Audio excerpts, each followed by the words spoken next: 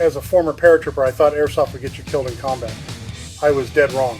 My attitude was that it was the whole game aspect. I saw it as not just useless, but dangerous.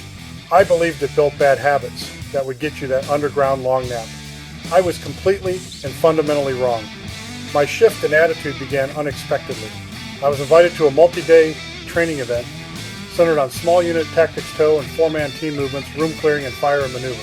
These are the exact skills urban preppers need to defend a property. It was an opportunity to train with some highly experienced individuals. I respected fellow combat veterans and serious dedicated civilians. The leader was a former Army infantry sergeant named Briscoe.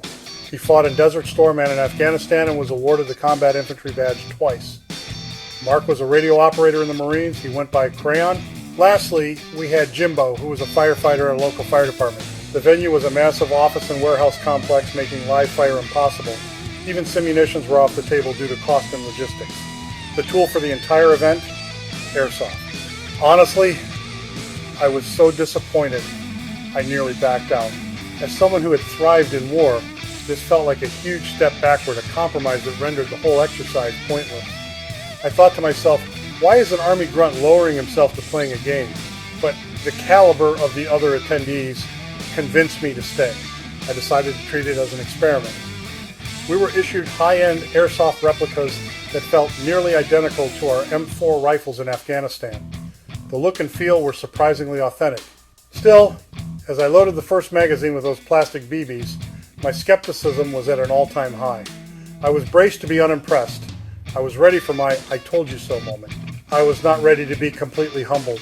Briscoe gave us a quick rundown on urban room clearing, and within minutes, my entire framework for what constituted good training began to shatter. The first scenario was a straightforward 2-on-2 engagement in a labyrinth of office cubicles. My teammates and I had to clear the space and neutralize the opposing team. Stacking on that first door, I remember feeling strangely detached. It's just airsoft, I told myself. Then the door was breached. The instant we crossed that threshold, the fight was savage and explosive of pure chaos. Initially, I was taken back to my combat time over there as my mind and my PTSD couldn't tell the difference. The sound of a real projectile fired by a thinking adversary who is actively trying to defeat you. My inner fire instantly cranked up to 10 as I heard cracking past my ears with an audible snap. My heart rate skyrocketed. My vision narrowed. All that calm, objective analysis vanished, replaced by my savage nature. I returned fire, screaming out my war cry, trying to suppress a threat in a corner so my teammate could move. In that split second, it wasn't a game. It was combative, violent, fluid puzzle that demanded an immediate solution. I felt the sharp sting of a BB hitting my plate carrier. Suddenly, all I could think about was my first sergeant back in Afghanistan. How he'd have to go through my footlocker, collect my limited creature comforts, maybe a photo, a few thumbnail drives of that downloaded porn, that stupid energy drink I was saving. How he'd have to inventory everything and ship it back to my family if I took that long nap. That's when it hit me. My brain had shifted into the same survival mode. This wasn't a game anymore. That was the light bulb moment. Force on force, even with airsoft, induces a level of stress and forces a kind of decision making that you can never get on a square range shooting at paper. A static target doesn't flank you. It doesn't use cover, it doesn't try to outthink you, and it doesn't punish your errors. Having a live, thinking opponent makes you operate tactically in a way that range practice simply can't touch. The next phase of my conversion came when we scaled up from simple firefights to complex team maneuvers, specifically clearing a large area as a four-man element. We split into two teams and advanced on the target using cover fire to advance. My team was responsible for the left flanking maneuver and the other did a straight assault. The enemy was obliterated. This was really training, and my old mindset was officially dead. Out of range, you can master marksmanship and reloads. You can even practice moving and shooting.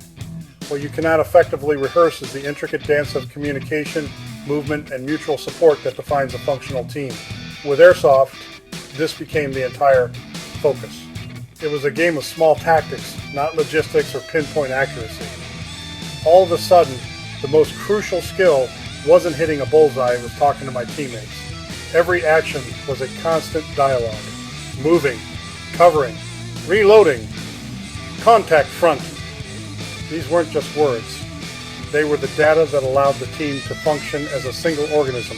When communication broke down, the drill collapsed. If one person moved without announcing it, they got isolated and chewed up by BBs. Imagine that happening when the stakes are real. The complexity multiplied exponentially during night operations. It's incredibly difficult to mimic that kind of training anywhere else. Engaging the enemy in the dark using a PVS-14 and an IR laser is a unique challenge that Airsoft provides a safe arena for. This is what Airsoft is perfect for: testing the gear you plan to rely on and rehearsing small unit training where multiple people can engage in operations. Speaking of PVS-14s, check out my video, Urban Survival. Engage in darkness to learn more about thermal and night vision gear. The link will be in the description. Let's be perfectly clear, Airsoft is not the Army School of Infantry of Fort Benning. To suggest that would be grossly irresponsible and dangerous. My epiphany wasn't that Airsoft was flawless, it was that it is a powerful training tool for urban operations. The primary limitation is a complete lack of recoil. Even the lightweight M4 with 5.56 ammo has a little recoil. You learn to absorb and easily anticipate the recoil. Managing the physics of an actual firearm is a non-negotiable skill, and it atrophies without practice. Airsoft cannot teach you to build a grip that controls the muzzle rise of a real rifle for fast, accurate follow-up shots. You only build that skill with live ammunition. End of story. Second, the ballistics are a different universe. An Airsoft BB is a lightweight sphere that is easily defeated by wind and loses energy rapidly. It does not prepare you for a real bullet's trajectory. It is a game of tactics, not accuracy. Finally, and this is vital, you must constantly combat the game mentality. If the training isn't structured with meaningful consequences for failure, it's easy to develop catastrophic habits like being cavalier about cover because you know you can just respawn. Knowing these limitations is what makes Airsoft a smart supplement, not a foolish substitute.